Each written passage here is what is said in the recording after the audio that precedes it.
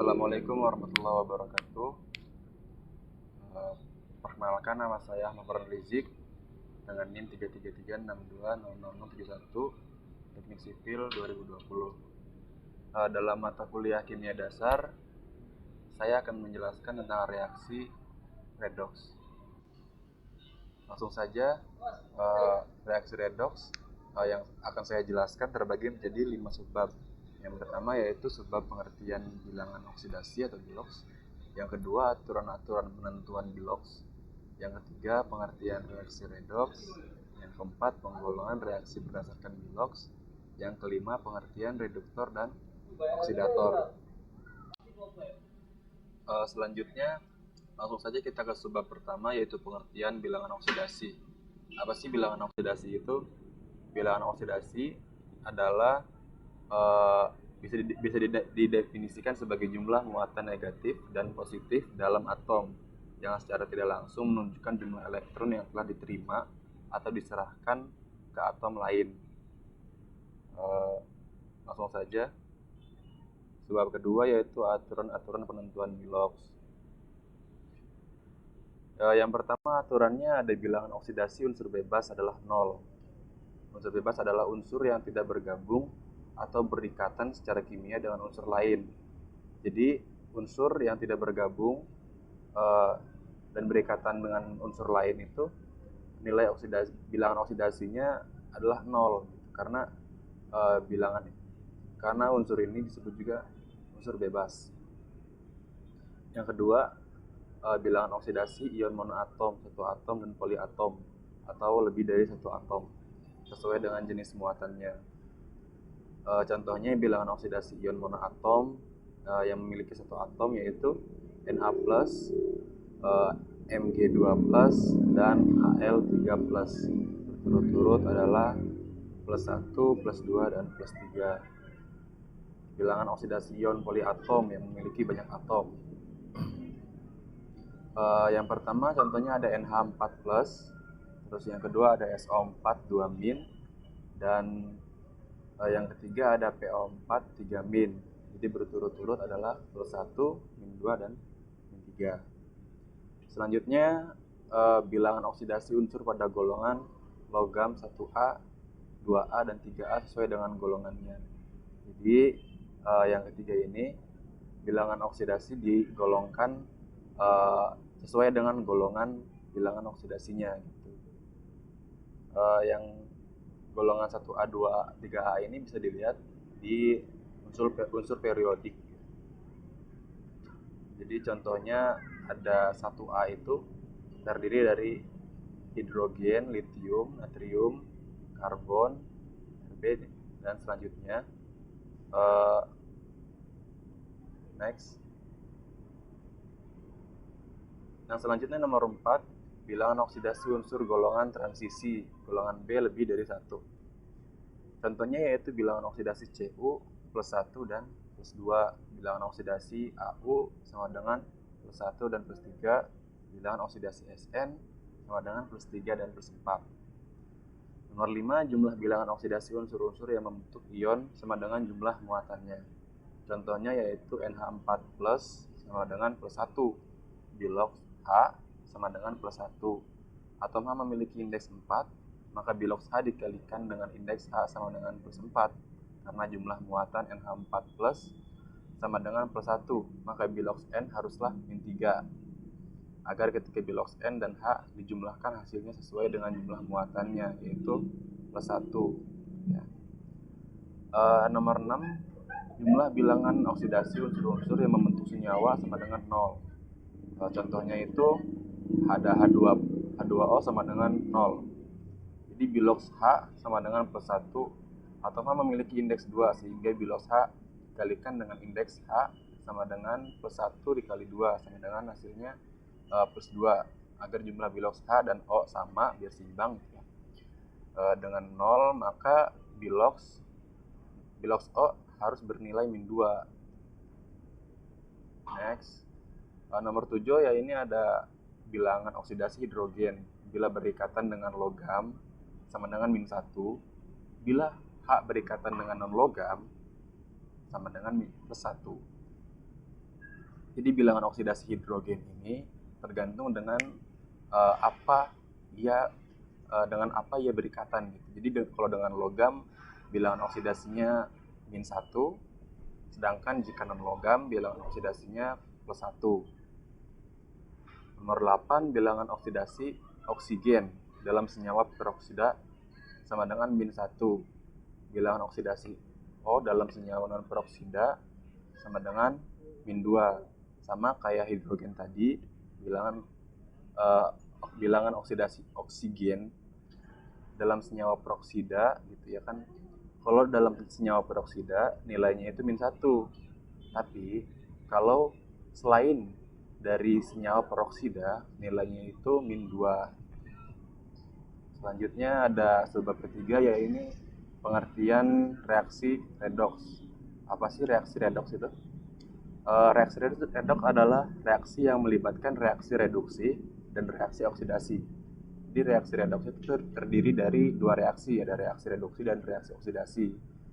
Reaksi oksidasi adalah reaksi pengikatan oksigen, sedangkan reaksi reduksi adalah reaksi pelepasan oksigen. Jadi sebaliknya, reaksi reduksi dan reaksi oksidasi hanya terjadi dalam kehidupan sehari-hari, misalnya reaksi pembakaran, pembuatan cuka dari alkohol, peristiwa pemecahan glukosa dalam tubuh, perkaratan besi, dan lain sebagainya.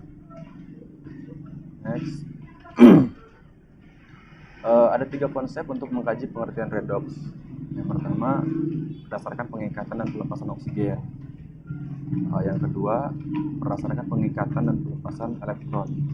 Yang ketiga, berdasarkan perubahan bilangan oksidasi. Dari ketiga ini kita akan bahas di slide berikutnya. Yang pertama, ada berdasarkan pengikatan dan pelepasan oksigen. Reaksi oksidasi, reaksi pengikatan oksigen oleh suatu unsur menjadi senyawa oksidasinya. Contohnya, 4Fe plus 3O2 menjadi 2Fe2O3. Jadi selanjutnya ada 2Mn plus O2 menjadi 2MnO. Sedangkan untuk reaksi reduksinya, reaksi pelepasan oksigen oleh suatu unsur, contohnya 2KClO3 menjadi 2KCl plus 3O2. Dari kedua ini bisa kita lihat perbedaannya ya. Untuk yang reaksi oksidasi yang tadinya berpencar gitu menjadi satu, sedangkan untuk reaksi reduksi yang tadinya menyatu dipisahkan gitu. Selanjutnya berdasarkan pengikatan dan pelepasan elektron.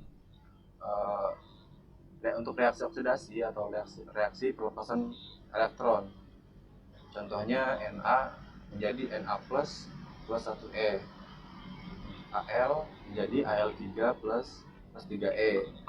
Untuk reaksi reduksi, reaksi pengikatan elektron, contohnya Cl plus 1E menjadi Cl min, O plus 2E menjadi O2 min.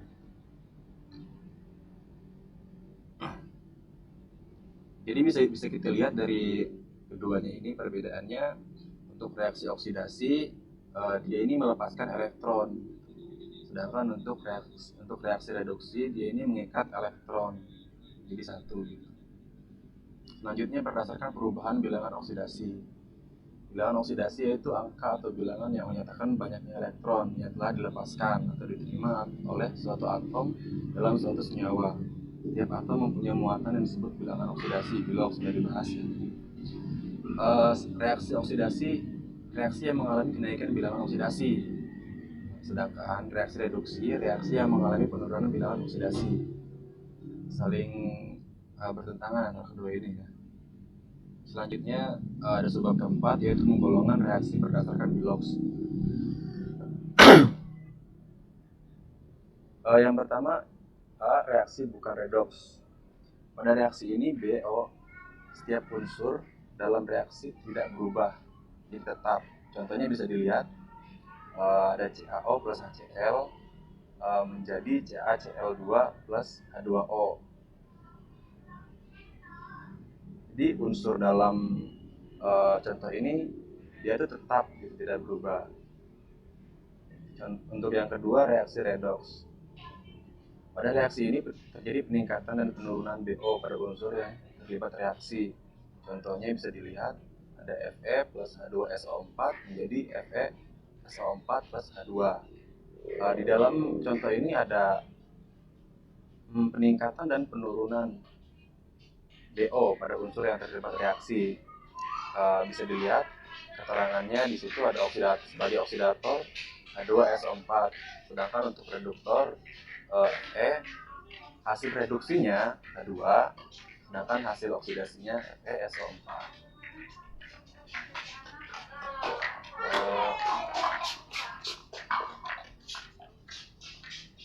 Yang ketiga ada reaksi autoredox. Pada reaksi ini dia bertindak sebagai oksidator maupun reduktornya merupakan zat yang sama.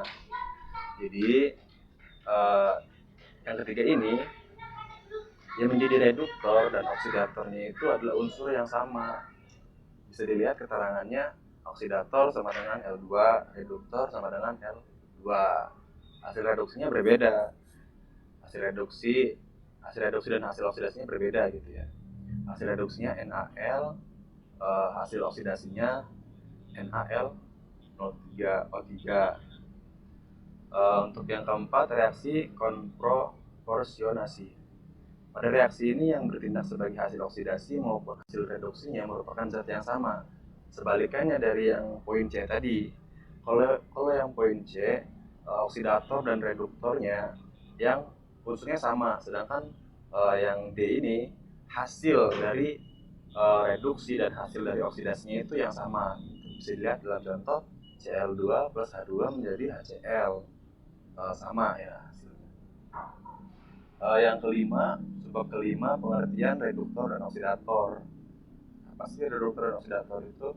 Yang tadi kan kita bahas cuman reduksi dan oksidasi ya. Jadi kalau reduksi dan oksidasi itu cuman itunya doang gitu. Jadi reduksi dan oksidasi itu prosesnya, sedangkan ini reduktor dan oksidator adalah senyawanya.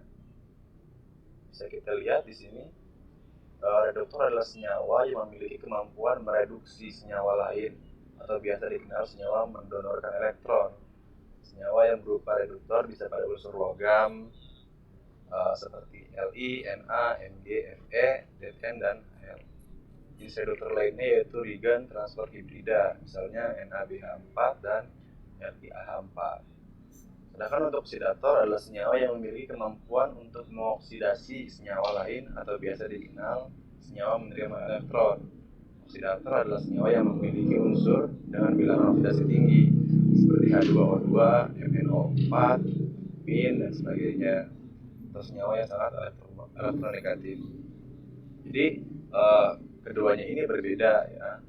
Kalau reduktor itu kita sudah dijelaskan nama prosesnya, yaitu proses reduksi dan proses oksidasi. Sedangkan ini adalah senyawa yang mempunyai kemampuan untuk mereduksi, atau senyawa yang mempunyai kemampuan untuk mengoksidasi. Mungkin hanya ini yang bisa saya sampaikan.